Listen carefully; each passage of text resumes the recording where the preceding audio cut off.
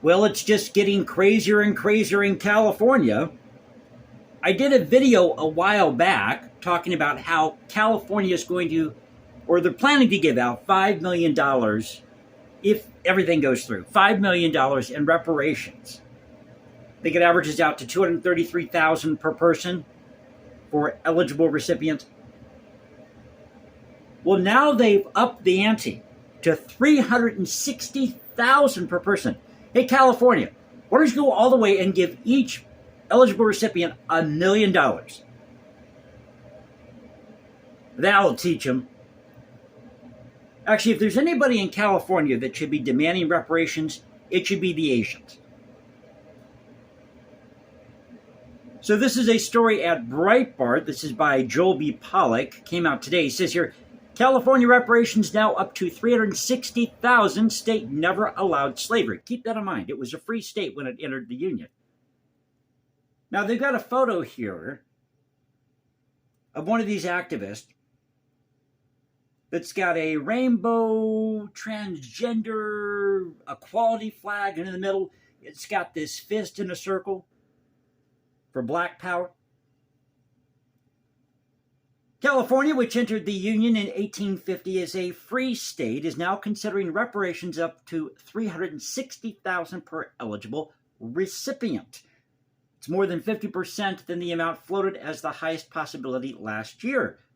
In December, as Breitbart News reported, a state committee considering reparations heard recommendations that eligible recipients, those descended from former black slaves, could qualify for up to $233,000 apiece.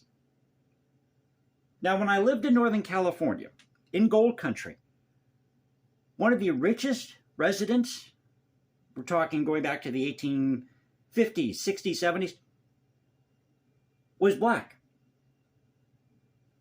In fact, he had a home in my neighborhood, a very nice home,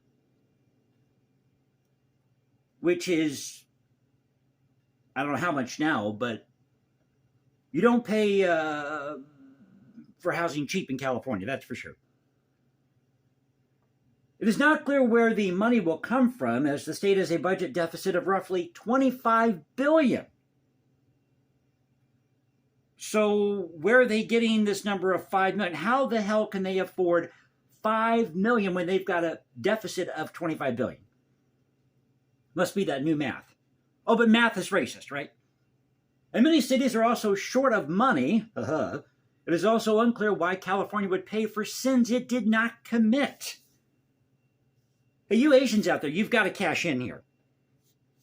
Because Leland Stanford, who founded Stanford University, was the governor of California during his 1862 legislative address, called Asians or Chinese an inferior race.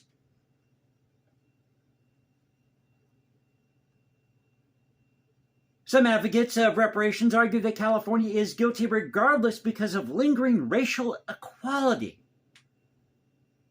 The goal appears to be to encourage the nation as a whole to pay reparations, as Bloomberg News noted. Quote, if California can admit its sins and change the narrative, then there is a way forward for states and cities across the nation. How about allowing each state to figure this out on their own? Comment here made by California Secretary of State Shirley Weber, who wrote the bill creating the task force when she served in the state assembly. Governor Gavin Newsom, Democrat, signed legislation to create the Reparations Committee during the heyday of the Black Lives Movement in 2020, because, as you know, it all goes back to George Floyd. The committee, which has already made preliminary recommendations that include separate schooling for black Californians, don't we call that segregation?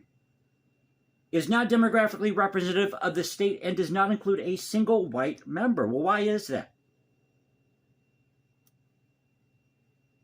Now, they're due to make their final report on this in the state legislature later this year. So California is upping the ante for reparations from $5 million to God knows what. But they want to give out $360,000 per eligible resident. I'm going to claim that I'm trans black, and I'm going to move to California. I'm trans black, I'm trans back. I'm transgender fluid, bisexual fluid, gender trans. There's one for you. Can we keep going here? Any category you want.